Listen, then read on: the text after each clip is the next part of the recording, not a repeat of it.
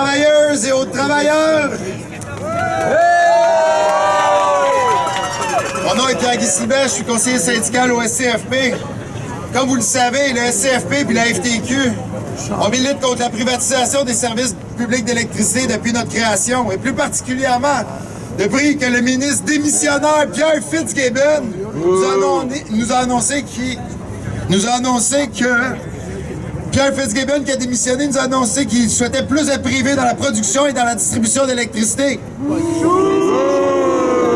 Avec son complice Michael Sabia, qui est PDG d'Hydro-Québec, un privatisateur en chef et instigateur du REM privé à Montréal, François Legault et la CAQ veulent aider leurs amis à posséder notre levier de développement socio-économique qui est Hydro-Québec, en permettant de morceler et de privatiser insidieusement.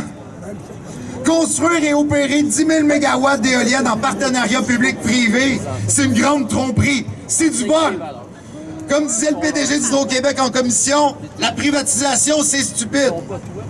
Dans quel monde vit la CAQ? Sa ministre, beaucoup trop occupée, Christine Fréchette, elle a tellement de temps dans sa journée qu'elle est devenue courtière immobilière dans la firme CAC Max. Elle est prête à vendre les services d'électricité à des compagnies comme Brookfield Renewables, championne de l'évitement fiscal avec Boralex. Quand on privatise, il y a du dividende qui ne retourne pas dans le secteur public, dans le compte public. Et c'est ça, la privatisation. Énergiex, Brookfield ont déjà une dizaine de barrages hydroélectriques au Québec, vous le saviez? Électricité de France a des parcs éoliens. La gang de l'Est, de l'Alliance de l'Est, génère des déficits de millions de dollars avec des montages financiers publics-privés et ces éoliennes qui apportent absolument aucun dynamisme économique régional.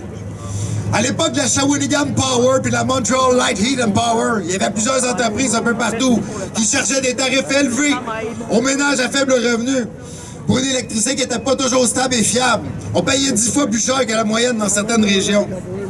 Je me souviens que François Legault, alors qu'il était en Air Transat, il a mis son entreprise dans une situation financière extrêmement difficile. C'est qui l'a sauvé? Un fonds de travailleurs, le fonds de travailleurs de la FTQ, le fonds de solidarité. Je me souviens aussi que François Legault, avec ses projets irresponsables comme Saclic, comme Nordvolt, comme toutes ces usines à batterie qui marchent même pas, qui a mené une décote du Québec. Et je vais me souvenir aussi que François Legault, ça va être celui qui va avoir essayé de vendre les ressources naturelles, les gisements éoliens, la puissance hydroélectrique à des intérêts privés avec son chum Sabia, son chum Fitz, puis l'agente immobilière de la CAC Max, Fréchette. Mais on va les en empêcher. Ni Legault, ni Montigny. On va les empêcher et on va se mobiliser, on va être unis face à l'adversité. Contre la privatisation des services d'électricité, contre une tarification, puis pour les services publics. Solidarité, bon premier ministre.